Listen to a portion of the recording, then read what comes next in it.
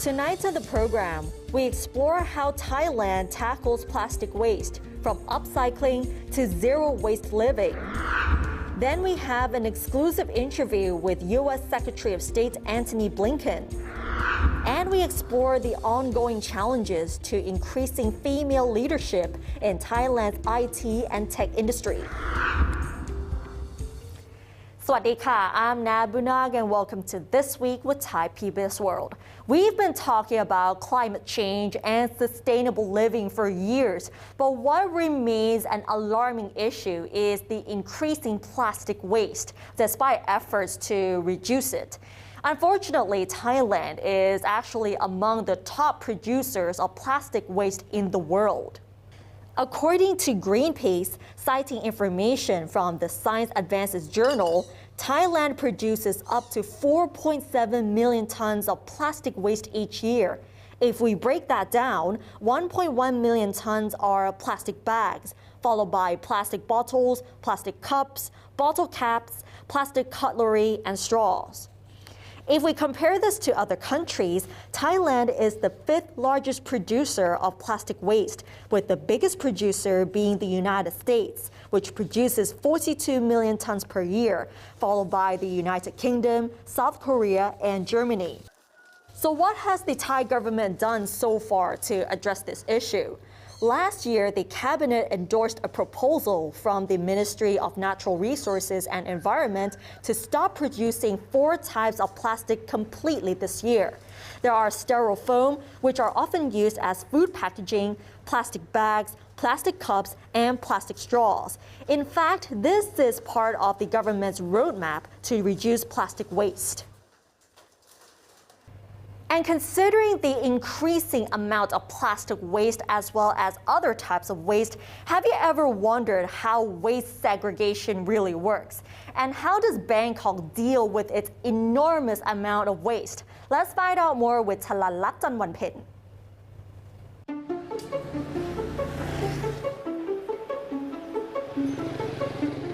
If you're in Bangkok, the chances are you have seen this, and this, and you have probably wondered whether waste segregation really works in Bangkok. Despite the prevalent waste sorting campaign, the images can discourage a lot of people from properly managing their waste.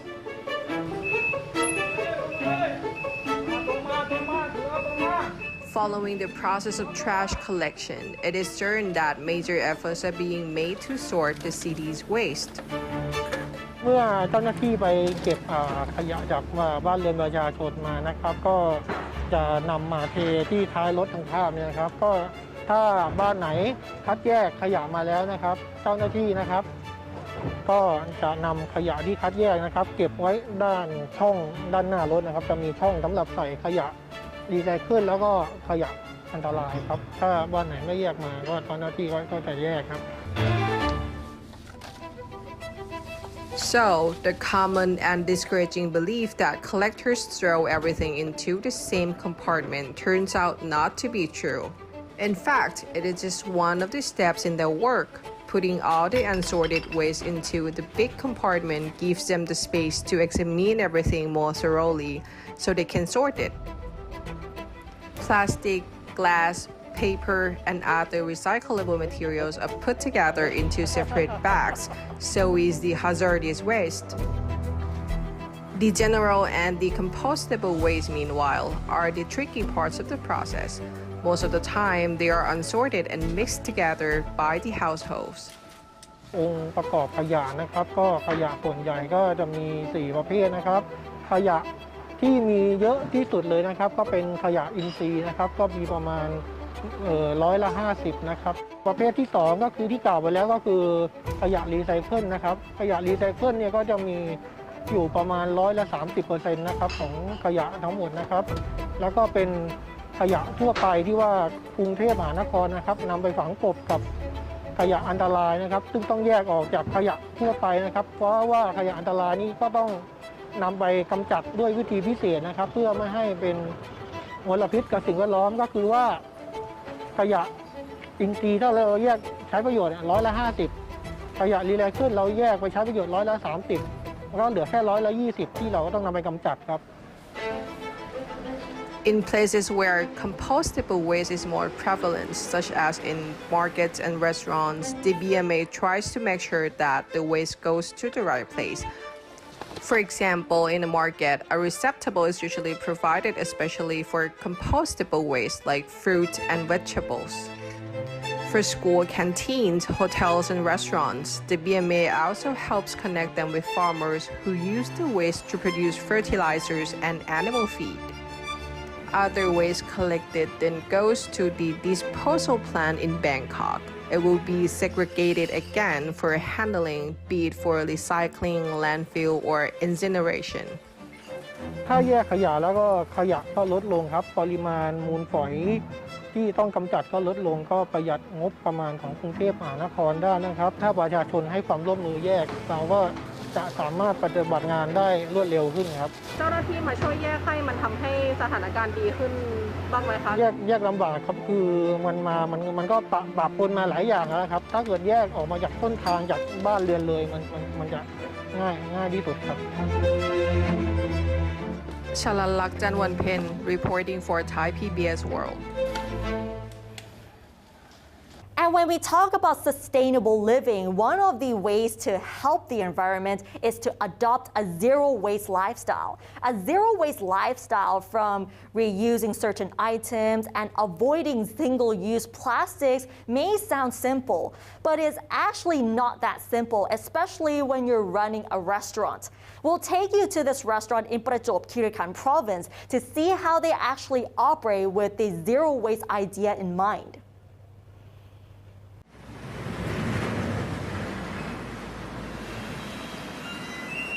The world is projected to generate 2.59 billion metric tons of municipal solid waste in the year 2030. The type of waste consists of everyday items that are discarded by the public. On addressing the waste problems, the zero-waste lifestyle become a goal that many communities around the world are trying to achieve. Running a zero-waste household is one thing, but operating a zero-waste restaurant involves even more layers of complexity. คือเราต้องคิดหลายๆชั้นไม่ใช่แค่ทำอย่างหนึ่งแล้วคิดแล้วจบแต่เหมือนกับว่าสมมุติว่าเราซื้อผักมาเอาผักไปใช้เสร็จแล้วที่เหลือไปทำอะไรต่อเราซื้อผักใส่ถุงมาถุงไปไหนผักไปไหนผักดีไปไหนผักเสียไปไหนกลายเป็นขยะที่อื่นSudrak was a salaried employee from Bangkok. She decided to move to Prajop Khirikan with her partner and start a restaurant and small organic farm. They themselves live in a house adjacent to the eatery. Everything was done with the idea of zero-waste lifestyle in mind. They had years of trial and error with waste management. They try to produce as little waste as they can, while recycling as much as they can. Their restaurant has its own little herb and vegetable gardens, an area for controlled fermentation of food waste, and the area for biofertilizer incubation, among others. ทุกอย่างเลยค่ะอะไรที่เราเหลือจากการทานนะคะเนื้อสัตว์เศษอาหารซอสอะไรพวกนี้นะคะหรือว่าวัตถุดิบที่มาจากหลังจากการทำอาหารอย่างเช่นหัวกุ้งไส้ปลาอะไรอย่างเงี้ยค่ะเราก็จะเอามาหมักที่ไม่ใช่พืชผักในสถานที่ปิดเพื่อป้องกันแมลงวันนะคะเราอยากจะกำจัดสิ่งที่มันเป็นเศษจากการประกอบการแล้วเราจะเอามากำจัดวิธีไหนให้มันเกิดประโยชน์Sudrak said anything that is compostable can all be transformed into something useful. She said they tried their best to take care of the waste at their facilities because once the waste leaves their ground, it becomes a burden to others. คือมันออกจากเราแล้วมันไม่ใช่ภาระเราแต่มันอาจจะไปเป็นภาระของคนอื่นหรือเป็นภาระของโลกใช่ไหมไปเป็นภาระของแม่น้ำลำธารไปเป็นภาระของสัตว์เล็กสัตว์น้อยใช่เพราะฉะนั้นช่วยก่อนนะคะในเมื่อมันเกิดจากมือเราเพราะฉะนั้นต้องเป็นมือเรานี่แหละจัดการมันซะก่อน Tulip Naksompoplao reporting for Thai PBS World And now let's talk about upcycling. We have seen many countries around the world adopting the idea of transforming plastic waste as well as other types of waste into new materials such as for clothing or even bricks. More factories in Thailand are also doing the same. Let's find out more with Gitipat Sukhjit.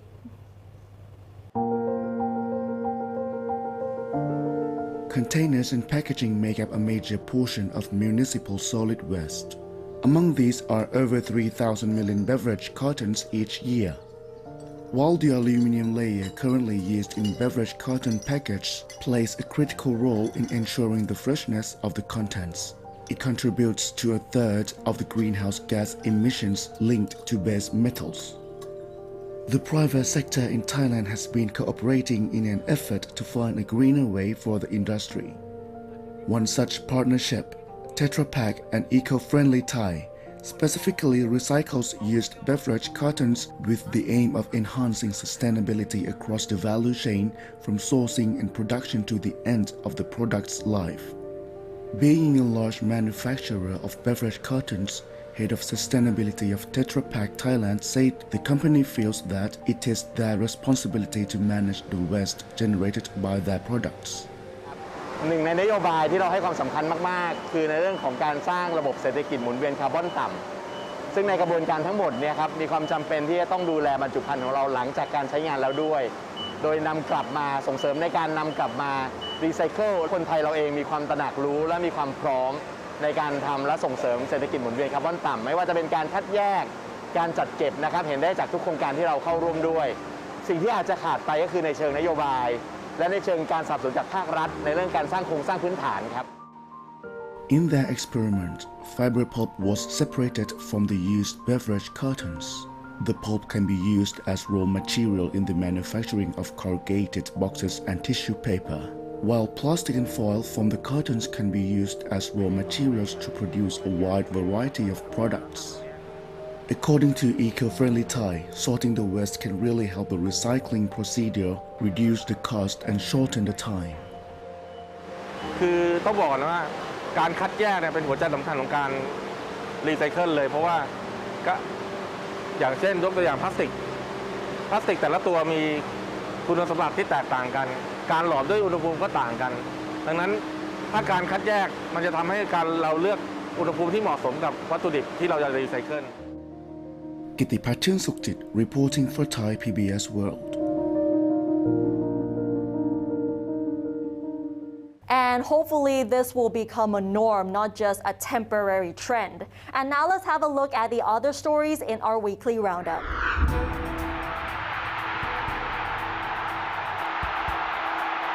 Football fans flocked to Rajamangala National Stadium in Bangkok on Tuesday to watch a historic match between English Premier League teams Manchester United and Liverpool. Manchester beat Liverpool 4-0. The match, Bangkok Century 2022, was preceded by a concert by Chinese singer Jackson Wang and Thai rapper Millie. The AIS Play streaming platform crashed before the game started, prompting a top trending hashtag on Twitter. The telecom giant apologized and provided an alternative link. The Senate approved on Monday a bill to legalize the use of anti-libidinal drugs to suppress or reduce sex drive of sex offenders to prevent repeat of the offense. Under the bill, which will now go to the cabinet for consideration, medication can be prescribed only with the approval of a psychiatric specialist and an internal medicine specialist, and with the consent of the sex offender in question. The option can be used to reduce the prison term or to suspend the remaining term. The Thai Economic Party, led by former Deputy Agriculture Minister Thamanat Promphao, has decided to leave the government to send a clear message to the public that the party is no longer allied with the administration of Prime Minister Prayut Chan-o-cha. The decision followed the party's loss in the by-election in Constituency 4 of Lampang to the opposition's Thai Liberal Party candidate. Declaring itself independent, the party mostly comprises descendants MPs of Palang Pracharat who were sacked in January this year.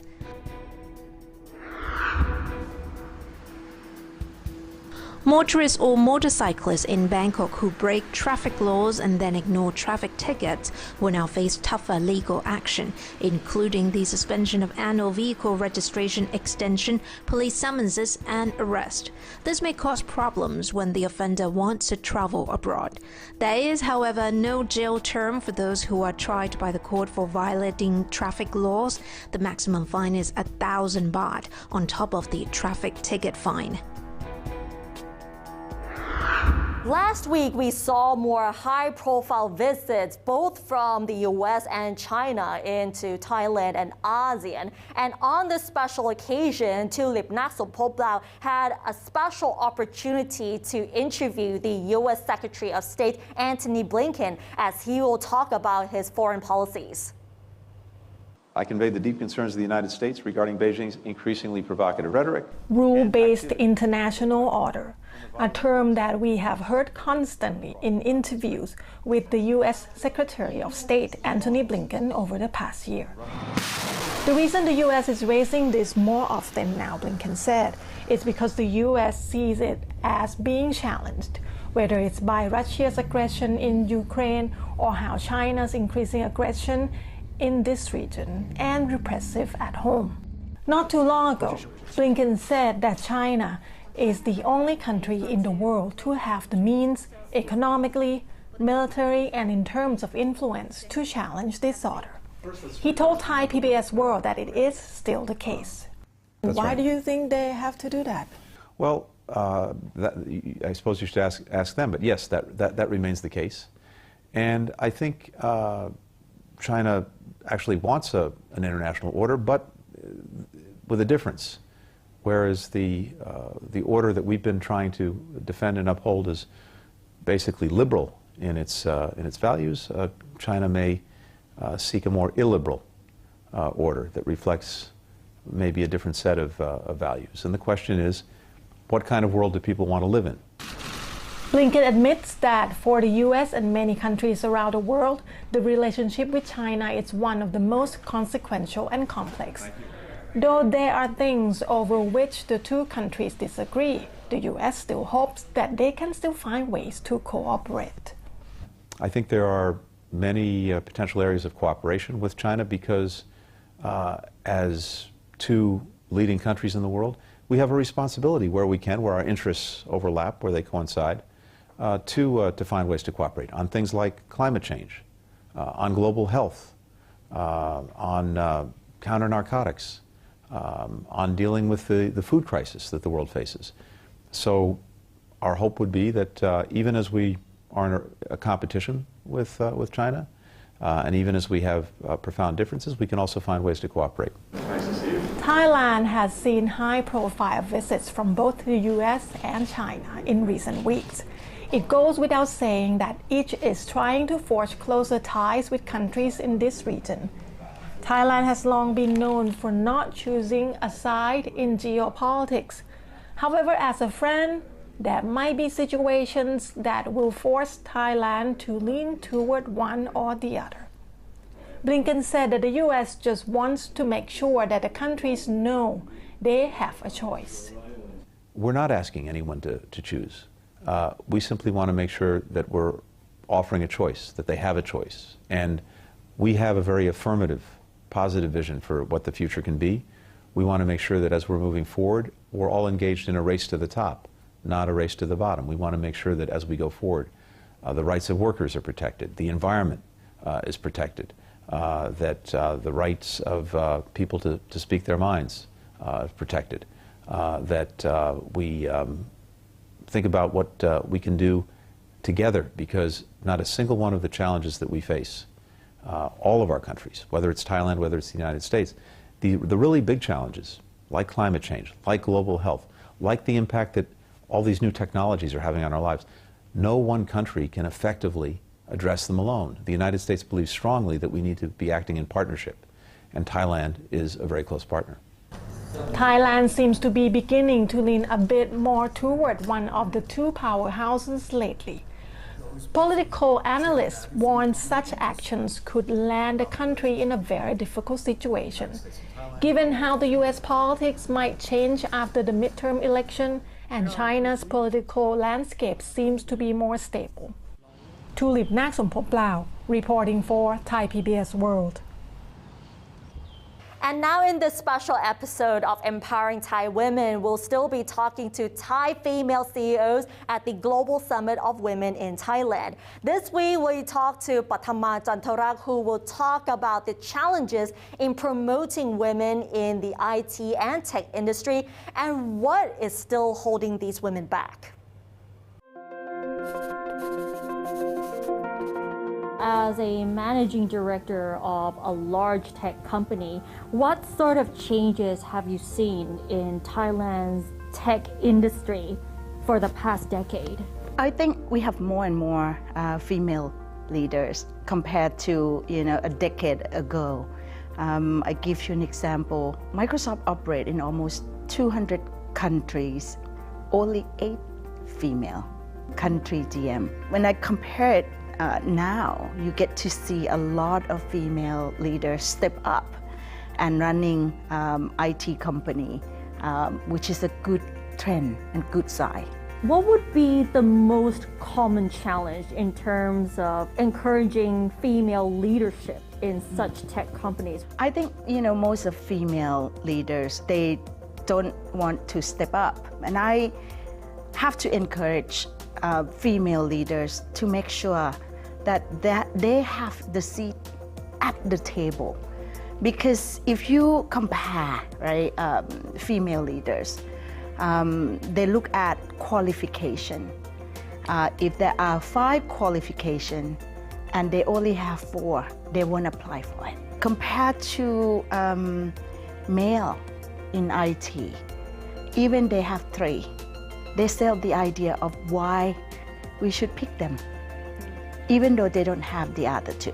As a leader, I don't count how many followers I have, but I rather count how many female leaders that I promote. Since you've been mentoring many of the female leaders, what has been holding these women back? I think what I've seen as a common theme is the self-esteem, right? Often that, they perceive as they're not good enough. When I did the interview for the role, I use it as a way to ask question of these female leaders. What would you say if somebody told you that you don't fit the norm? Right. A lot of them keep telling, the story of, yeah, we will work hard. We will, we are good learner, right? We will try harder. But instead of focusing on their strength, that's not necessary. They're trying to fit the mold. There's nothing wrong with being different. I remember walking into the room, and when I introduced myself as a country managing director, the comment I had back then was that you don't look like country managing director. And I say, what do you expect me to look like? It's not easy, right? When somebody said to you that you don't look like, a standard type, it takes years. Because if I were to look back, right, even though I've been with a global company that promoting diversity, nobody liked me. So to make sure that when I say things, it creates an impact, people listen, that's double as hard.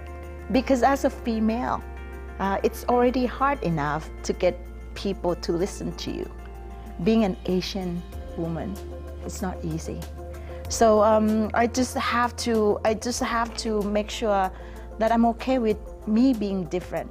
Since you're in this IT tech industry for many decades, how has your leadership style changed in order to adapt with such a fast-paced industry? Big time, big time.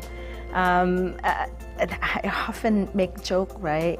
When people ask me what degree I had, I said I had history of IT. because I graduated a long time ago, right, with a computer engineering degree. But when you actually graduated a long time ago, technology changed so rapidly, just like you said, right? So you just have to be open-minded. You have to be willing to listen. And so I had to change. So instead of, being somebody who know it all, I have to make sure that, I learn it all. And I'm open to learn from the young generation. And that's how I keep up with the change that's happening in the IT industry. What sort of changes do you hope to see in terms of female leadership, especially after the Global Summit of Women? I think Thailand, if you look at the statistic, right, we're doing better in terms of female leaders. However, if you look at the number of female sitting in the board director, not many, right? So I hope that in Thailand, you get to promote, a qualified female leader in the board meeting. I'm a firm believer, right, that the company will be much better if you have a diverse group of people. So I hope that in Thailand, we increase more and more female leaders in the boardroom, and that's something we're pushing for.